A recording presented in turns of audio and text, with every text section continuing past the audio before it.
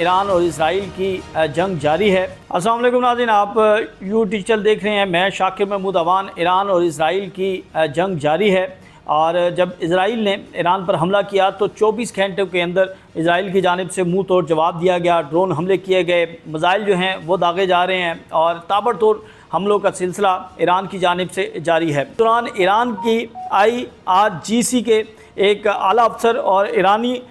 قومی سلامتی کے رکن جنرل محسن رضائی کا ایک انٹرویو جو ہے وہ اس وقت سوشل میڈیا پر وائرل ہے، اور مبینہ طور پر یہ کہا جا رہا ہے کہ ان کی جانب سے یہ دعویٰ کیا گیا ہے کہ اگر ایٹمی حملہ اسرائیل ایران پر کرتا ہے تو اس کے جواب میں پاکستان جو ہے وہ ایران پر ایٹمی حملہ کرے گا۔ اب اس بیان کو جو ہے وہ توڑ مروڑ کر پیش کیا گیا، اور بھارت کی خفیہ ایجنسی کی جانب سے AI کا استعمال کیا گیا، اور محسن رضائی کے بیان کو توڑ مروڑ کر پیش کیا گیا، اور عالمی دنیا کو یہ بتانے کی کوشش کی گئی، کیونکہ بھارت جو ہے وہ ہمیشہ پاکستان کے خلاف جو ہے وہ زہر اگلتا رہتا ہے، اور اس کی ہر جگہ پر کوشش ہوتی ہے، جیسے کہتے ہیں نا کہ بیگانی شادی میں عبداللہ دیوانہ، تو بھارت کی مثال بھی یہی ہے کہ جب بھی کوئی بھی ایسا معاملہ ہو تو وہ اس کو پاکستان کے ساتھ جوڑنے کی کوشش کرتا ہے۔ تو اس بیان کے اوپر جو ہے بھارت کی جانب سے جو ہے پروپیگنڈا کیا گیا، یہ تاثر دینے کی کوشش کی گئی کہ پاکستان جو ہے وہ ایران کے ساتھ مل کر اسرائیل کے خلاف جنگ لڑ رہا ہے، اور یہ بھی دعوے کیے گئے کہ پاکستان کی جانب سے ایران کو جو ہے وہ مدد فراہم کی جا رہی ہے، پاکستان ان کو ٹیکنالوجی دے رہا ہے، اور جس طرح ایران کی جانب سے میزائل داغے گئے، اور جو آئرن ڈوم جو اسرائیل کی جو ایئر دفاعی نظام ہے اس کو بری طرح جو ہے ناکامی ہوئی، تو اس میں بھی یہ کہا گیا کہ اس سارے معاملے میں پاکستان کی جو ہے وہ مدد ایران کو حاصل ہے، اور ٹیکنالوجی جو ہے وہ پاکستان فراہم کر رہا ہے۔ تو اب بھارت کی جانب سے ایک اور پروپیگنڈا کیا گیا، جس پر پاکستان کی جانب سے واضح الفاظ میں تردید کی گئی ہے۔ نائب وزیر اعظم اسحاق ڈار کی جانب سے کچھ دیر پہلے جو ہے وہ بڑا وضاحتی بیان انہوں نے قومی اسمبلی کے اندر دیا، اور اس سے پہلے پاکستان کے وزیر خواجہ آصف کی جانب سے بھی اس کی تردید کی گئی ہے۔ میں ان کا بیان آپ کے سامنے رکھ دیتا ہوں۔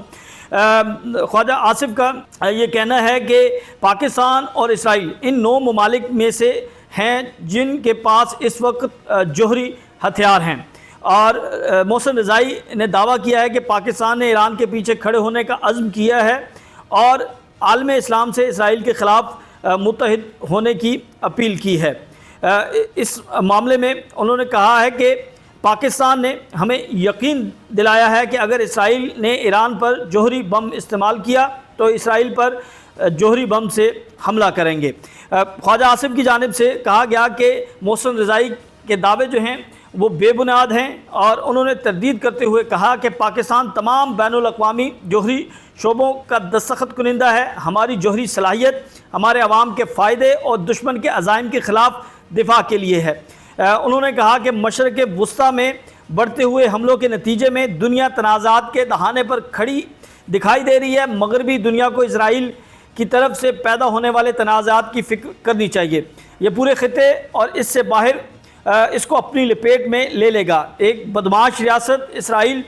کی ان کی سرپرستی تباہ کن نتائج ہو سکتے ہیں، جبکہ اشروں کی دشمنی اور پراکسی جنگوں کے بعد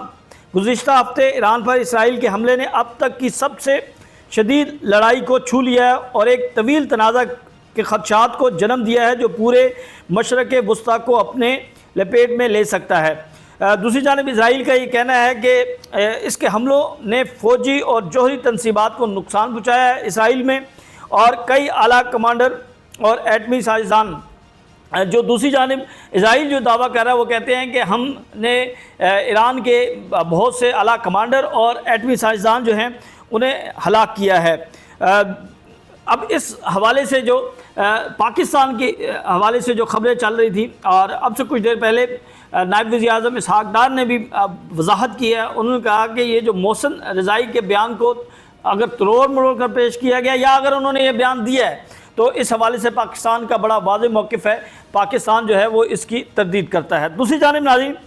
بھارت اور انڈیا کے جو وزیر دفاع ہیں ان کی ملاقات ہونے جا رہی ہے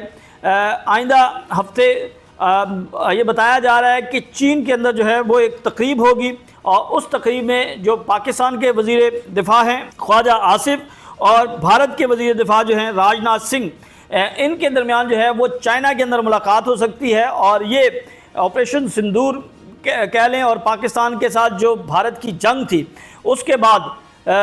جو پہلی ملاقات ہوگی باضابطہ ملاقات وہ 24 سے 25 جون کو ہو سکتی ہے۔ اور جو ذرائع ہیں ان کا یہ کہنا ہے کہ چائنا کے اندر اس تقریب میں بھارت کے وزیر دفاع اور پاکستان کے وزیر دفاع جو ہیں وہ آمنے سامنے ہو سکتے ہیں، اور اس دوران جو ہے وہ ان کی گفتگو بھی ہو سکتی ہے۔ وزیر دفاع راجناتھ سنگھ چین میں منعقد ہونے والی شنگھائی تعاون کی تنظیم SCO کے وزیر دفاع کی میٹنگ میں شامل ہو سکتے ہیں۔ اس میٹنگ میں پاکستان کے وزیر دفاع خواجہ آصف بھی شامل ہوں گے۔ قیاس رائیاں یہ بھی ہیں کہ راجناتھ سنگھ کی پاکستان کے وزیر دفاع سے بات چیت ہوگی، اور ہندوستان پاکستان کے سال 2017 سے شنگھائی تعاون تنظیم کے اراکین ہیں۔ ہندوستان اور پاکستان کے علاوہ اس تنظیم میں روس، چین، قازقستان، تاجکستان، ازبکستان، ایران اور بیلاروس بھی شامل ہیں۔ تو اس تنظیم کی میٹنگ میں یہ بتایا جا رہا ہے کہ دونوں وزیر دفاع جو ہیں وہ ان کی ملاقات ہوگی، اور پاک بھارت جنگ کے حوالے سے اس حوالے سے گفتگو بھی ہو سکتی ہے۔ اور جو گزشتہ دور بتائے جا رہے تھے یہ دور جو ہے وہ چائنا میں بھی منعقد ہو سکتا ہے۔ تو کل تک کے لیے ہمیں اجازت دیں، اللہ حافظ۔